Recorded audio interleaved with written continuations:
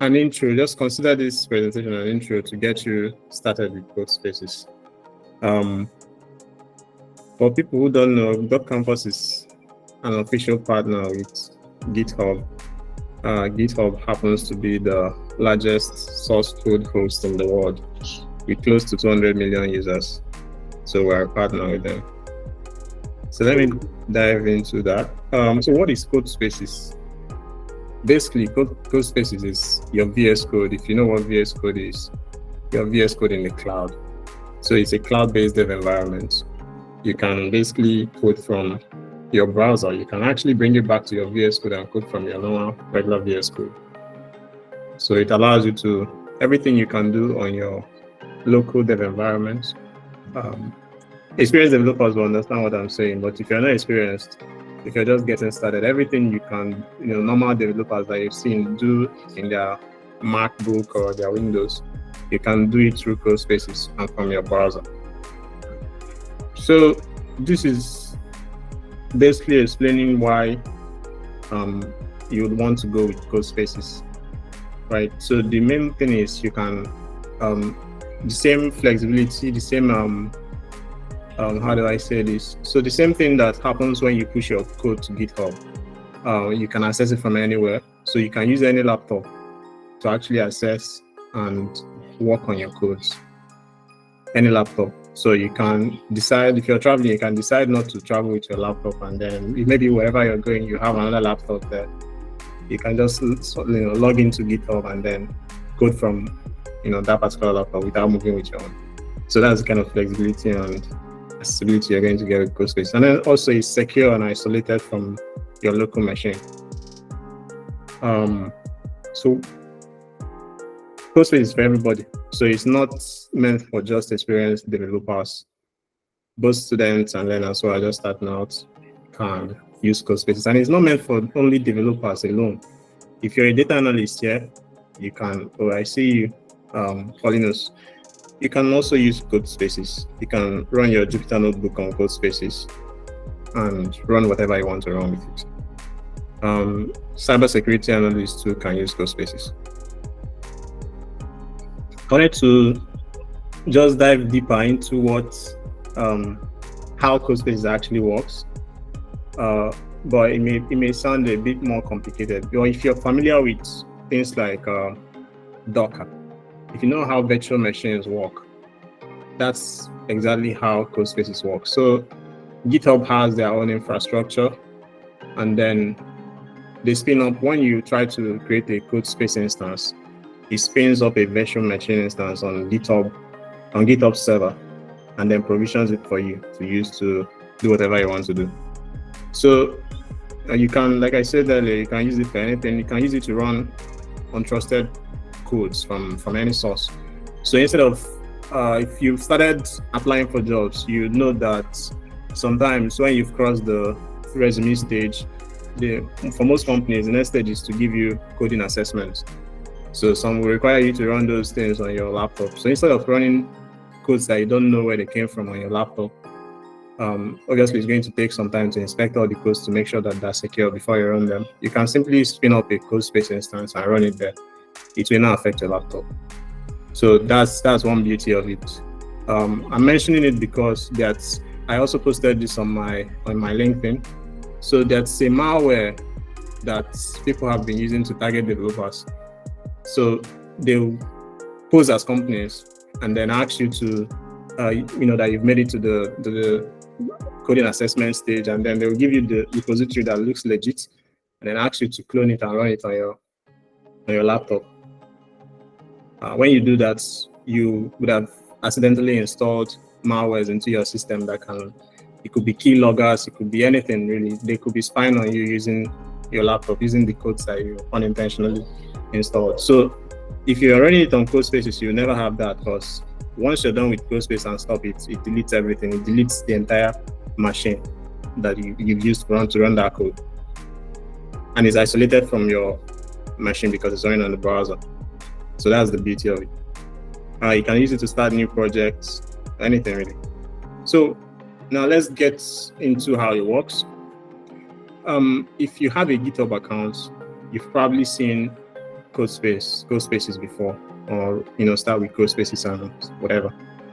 So you can, if you have an existing repository, you can open that repository using Codespaces. Just launch your Codespaces and then wait for your container to spin up and start coding on your browser. You can also commit and push to whatever branch you're working on. Okay, this is a step away. This is this may sound complicated for people who haven't covered Git and GitHub. So just know that you can, if you have a GitHub account, Codespaces comes with it, so you can start using it once you get a GitHub account. So I'm going to show you how to use this thing. So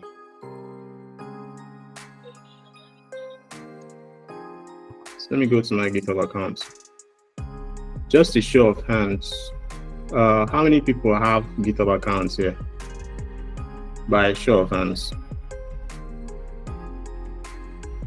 I see Teresa. Great. Okay, I still see a few people who don't have. When we were not operating SkillBridge, GitHub account was a key requirement for joining us in .campus. We still require it when you're onboarding, but it's optional. So if you're learning anything that requires coding skills, you should have a GitHub account. It's actually important. When you start applying for jobs, one of the things that they'll ask you about is whether you have a GitHub account. So let's jump to Codespaces. Before I do that, there's something I also want to point out. So Codespaces, when you're starting out with it, is free, but the free version has a cap. So for a basic account, you're going to get 60 hours for free. So 60 hours, that's the way they calculate it, depends on the number of cores that you're using. You know how you have dual cores, 4-core processor. So it depends on the number of cores that the processor you're using on the Codespace has. But you get 60 hours. If you're on a pro version, a pro account, you have up to 120 hours, up to 180 hours, I think. So there is that. And what that means is that it's not unlimited. So when you're using Codespaces, you should remember to turn it off when you're done, right? So you don't leave it on, you don't leave it running. But if you don't want to always remember to turn it off, just simply go to your settings here and make sure that you add to the settings for Codespaces, add an idle timeout. So what this does is that when your Codespace is idle for a certain period of time, it shuts down by itself. So mine is 30 minutes. When you come here the first time, you may see 30 minutes here, but it's not real. This is just the placeholder. But when you come here, just make sure that you fill it in. And then this retention period is how long you want a Codespace to live on GitHub. You can set it or you can choose to leave it. I think they may have the default one is 30 days. So there is that. All right. So once you've done that on your GitHub account, feel free to explore Codespaces. So I'm going to start a Codespace with a project I did recently.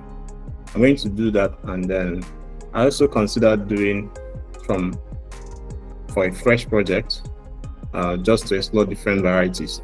But let's start with an existing project. Like I said, you can also run Jupyter Notebook for people who are in data analysis. You can use this template to work on React projects, Ruby on Rails, Express, Next.js, and the rest of them.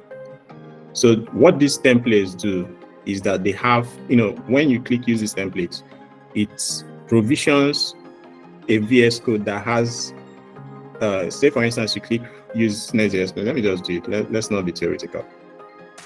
So it will provision a Next.js VS Code for me. How when you want to start a Next.js application, you probably run a few commands, install Node, install whatever, and then install Next.js and bootstrap it. But when you click this button, it provisions the Next.js, everything all installed for you. Obviously, you can also do this by yourself, by starting from scratch. Oh yeah, it has provisioned the code space. So this is what it looks like. So it provisioned a 4-core machine for me with 16 gig RAM and 32 gigabyte storage. And right now I'm consuming 1.2 gigabytes because obviously you must have installed Node and other things in that machine. So if you have a 4 gig RAM laptop or a 2 gig RAM laptop, you can work on a 16 gig RAM virtual machine that lives in the cloud without having to upgrade your RAM. And you don't need to consume your memories. If your laptop is running out of memory, you can do this. Like, you don't need to, clean out things in your laptop just to make space for node installation or for spinning up a new project. You can simply come here and get this thing started. So yeah, it's done provisioning it. So this is what it looks like. This is the Nest.js application. It's not in TypeScript. Like, it looks like set up a JavaScript version for me. So if I was setting this up myself, I would prefer a TypeScript version. So this is VS Code. Everything you can do on your local VS Code. Let me change the color so that it actually looks like VS Code that way. I love the dark themes. I'm going to change it to dark. And also, you'd see that it's already running the application itself. So if let me click on this. I need to. So it also forwards the port. It forwards the port of the whatever that's running on this, the application that's running on this thing, to a URL that you can actually access. Right. So what you're seeing is the codes. It's coming from the codes that you have here.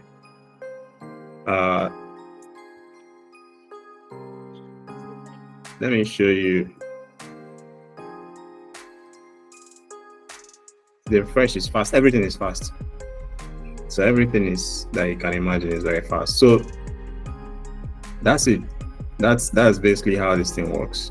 So I had a project. So if you have an existing project, let me turn this off. I'm gonna delete it. So if you want to stop a code space, if you're not done and you just want to stop it, just click stop here. If you want to publish the work you've done to a repository, you can publish it to a repository. And anytime you want to start working on the project again, you can simply start the code space from the repository itself, or you can come back here. In this case, I just want to delete this. I don't have any need for keeping it. So I'm going to open an existing project that I've worked on just to show you how to run an existing project. So you open the project, you open the branch you want to work on, and what you need. So you can select whatever the kind of machine you want it to run the application on. Whether you want it a 2 gig RAM machine, 64 gig RAM machine, whatever, anything you want. So it's not going below 4 core because in my project configuration, I set the thing out. It came with 4 core. So if I want to change it to 2 core, I have to go to the project configuration to be able to do that. I'm going to leave the region at Europe West because that's the data center that's closer to me. All right, make sure that you always have it at the data center that's closer to you to reduce the latency. So basically, that's how this thing works. I'm going to take questions later and then show you how the project and how to do other things on it if necessary. So for tips and best practices, of course, I've mentioned this, you need a GitHub account and you can open it from your repository, or you can just open it through the other space I just showed you. And always remember to stop idle Codespaces so they don't consume your computer hours.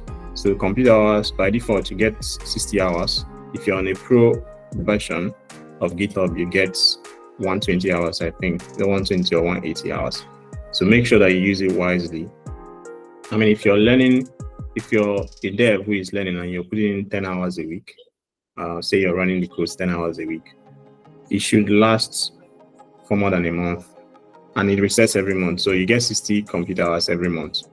So if you're learning for 10 hours a week, you have excess for the month if you use it carefully. So it's very good for learners actually. So I recommend it if you don't have a very strong laptop. And what else do we need to cover about that? Yes, so if the computer hours depends on the number of cores you're spinning up.